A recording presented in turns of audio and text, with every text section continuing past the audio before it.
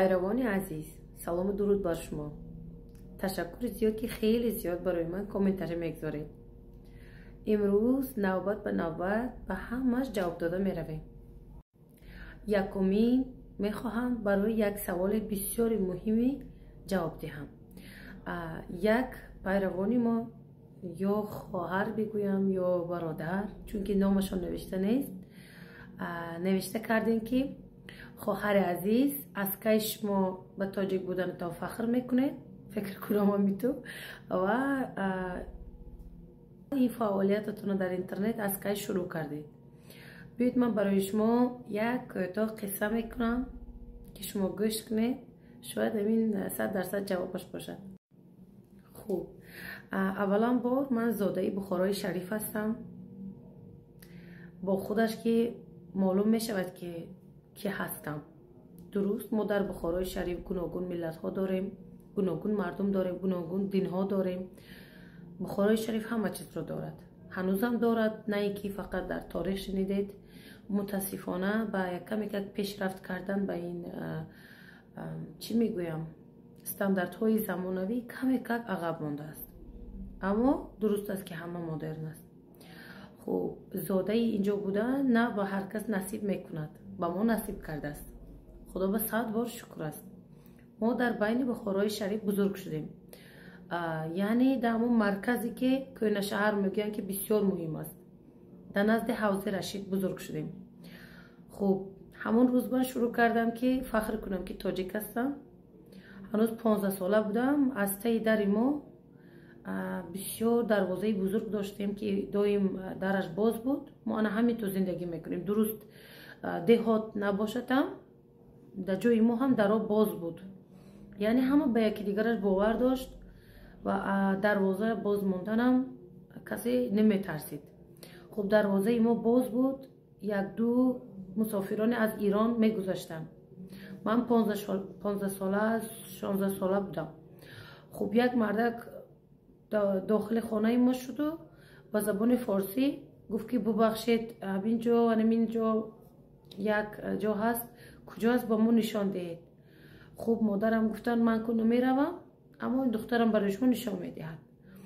خب من این مردها رو میبردم طرف های مسجد های کوینه که در خریطه بود پیدا کرده میبردم، به خاطر ما زاده همین کوینه شهر و هر چیزی که اونجا هست، همین ما هم در زمین به جنبت خبر داریم، همه جاشا میدانستیم. خب وقتی که من در این راه میبردم، این 2 نفر و 3 نفر مردای از ایران با من هم صحبت شدن و وقتی اینو هم صحبت شدن چیزایی رو من میشنیدم که حیران میموندم. درست است که ما تاجیکی گفته بزرگ شده. من نمیخواستم این کلمه رو بشکنم. درست است که کدوم زمانی پیدا شده است یا لهجه بود، چیزی بود، اون چیزی است که در قلب ماست و من نمیخواستم تغییر دهم. ما تاجیکی گفته بزرگ شدیم. امروز فارسی همه میگید، از این پیش در بخارا فارسی بود میگید، همش درست است، کسی این کار هم نمی کند. اما ما جوانانی بعد از سال 1990 بزرگ شدیم، تاجیکی گفته بزرگ شدیم و این من خوشم می بیاید، نغز است، خوب است برای من. این مرد از من پرسان کرد تو تاجیک هستی؟ من گفتم البته تاجیک هستم. این چطور سوال؟ گفت من خیلی مردم رو اینجا دیدم تاجیک هم نیستن، تاجیکی گپ میزنن. من گفتم البته اینجا بخاراز مردم های گوناگون هستن. خب این گذشت، قصه های خیلی گوناگون میکرد. برای من چش جالب بود. خیلی زیاد موقع میگفت یا موقع یک چیزی که با مثلا با شیوه تهرانی گپ میزد. خب من گفتم ببخشید این چی است؟ بعد کوشش کرد که ادبی تر گوید. من ادبی تری اون رو بهتر فهمیدم. درست ما مکتب زبان تاجیکی و فارسی نرفتیم، زبان مادری، اما بازم همین رو فهمیدم که در بخارای شریف مردم هنوزم تازه با زمان همون کوینه با زبان فارسی گپ میزنن. خب اصلا که وقت گذشت خیلی قصه ها میکرد که من شاک بمانده بودم از اینکه ما در یک حالتی بزرگ شدیم که هرچند که تاجیک هستیم یک طوری به ما از ما دور کردن که غرور ملی نداشته باشیم یا که از ملت خود افتخار نداشته باشیم. یک طوری این موضوع رو بالا نکشید از کسی. چون که انا ببینید من تا 25 سالگی من اونجا بودم، تا 25 ساله شدم در بخارای شریف. از تاجیکستان آمده یک خانه فرهنگ تاجیکان نساختین که باید کرده میشد. این در هر کجا قانون است. حتی ترکا آمده در همین آلمان خانه فرهنگی ترکی باز میکنن که ترکای همینجا رفته از همونجا هر چی میخواسته بگیرد. کتاب هست، موسیقی با کمک هست، همه با هم رفته موسیقی میخونه. چیز ما این چیزو ندیدیم. اما به خاطری که ما در مرکز فرهنگ تاجیکی بزرگ شدیم، همه با همینه هواش بزرگ شد. با ما بهتر از همه خیلی چیزا معلوم است. یعنی چیزایی که با فرهنگ تاجیکی هست دیده، دانسته، شنیده، یاد داشته بزرگ شدیم. خب وقتی این مردک پرسان کرد جواب دادم و گفت آیا تو میدانی که اگر میگفت مردی به نام گفت اسماعیل سامانی نمی بود، امروز گفت منم در این زبان گپ نمی زدم. من گفتم چطور؟ من که کاراوکی ایرانی میخونم، شاید از همه ایران اومده باشد. گفت دختر جام یک چیزی گفت، تو گفت هنوز خورد هستی. گفت کمی که کلان شب گفت در این چیزا گفت ذوقت میشود، یاد میگیری، تاریخ باز میکنی، خبردار میشی. خب اگر که گفت این مرد نمی بود امروز من به این زبان گپ نمی زدم. ما در نزدیک مرد گفت یا که در نزدیک مردم مدیونیم. اکنون من شدم فکر کردم مدیون چی باشد. مقصد از این روز شروع شد که من اصلا بسیار معلومات پالیدن شروع کردم. کفتنه یعنی ما کفتن میگیم. معلومات کفتن شروع شد.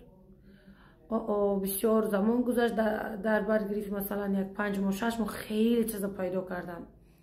شد است که پرسان کردیم.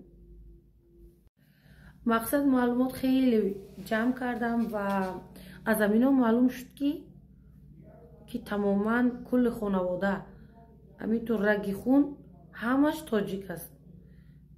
همش تاجیک است. یکم چیز در اینجا نیست دیگر. فقط یک تا مثلا بی ما پیدا کردم که حاضر که پرزیا هست، حقانی در پرزیا. من ایرانی گفتگی با بازی نخورید، این دیگر چیز است که اصلا تاجیکای باید ایرانی میگفتن. و خیلی تاریخ های پیدا کردم. همین معنی چیزای پیدا کردم که باید این زبانی ما ایرانی گفته شود و ما هم تاجیکای باید ایرانی گفته میشد. امروز از ما همه چیز دزدیده.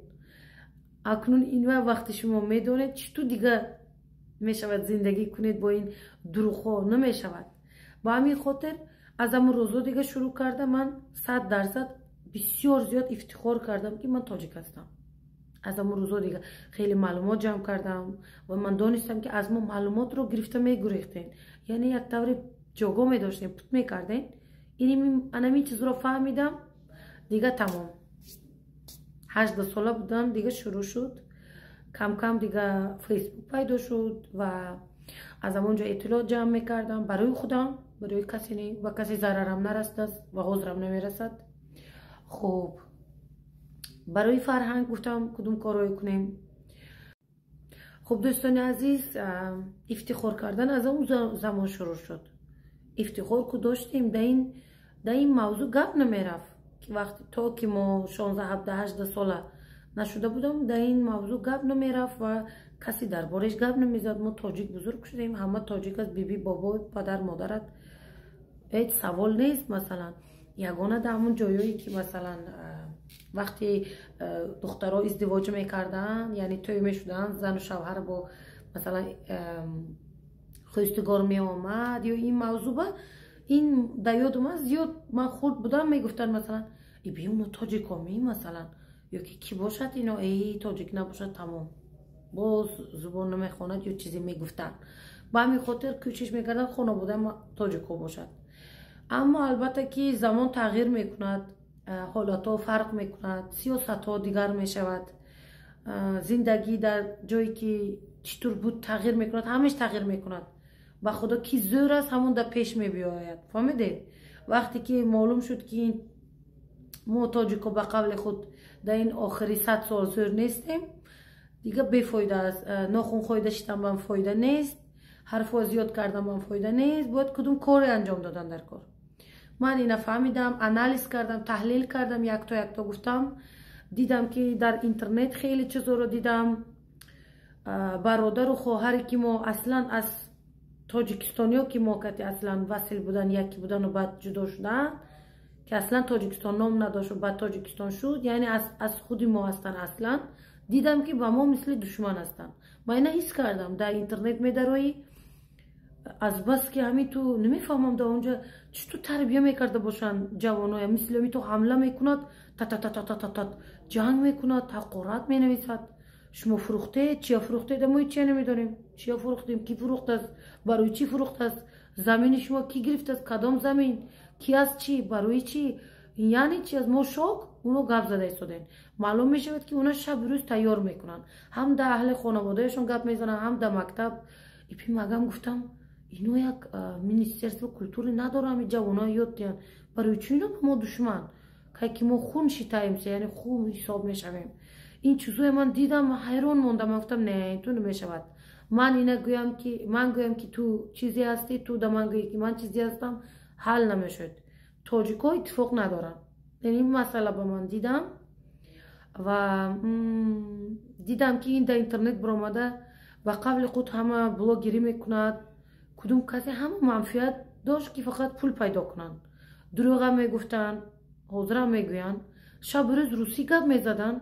حیران میموندم. من میگفتم نخود زبان تاجیکی شیرین نباشد که اینو برای چی روسی گپ میزنن. منم در مکتب روسی خوندم در کوروشت در نزد خیلی زبانم میدونم قریب 6 هفته.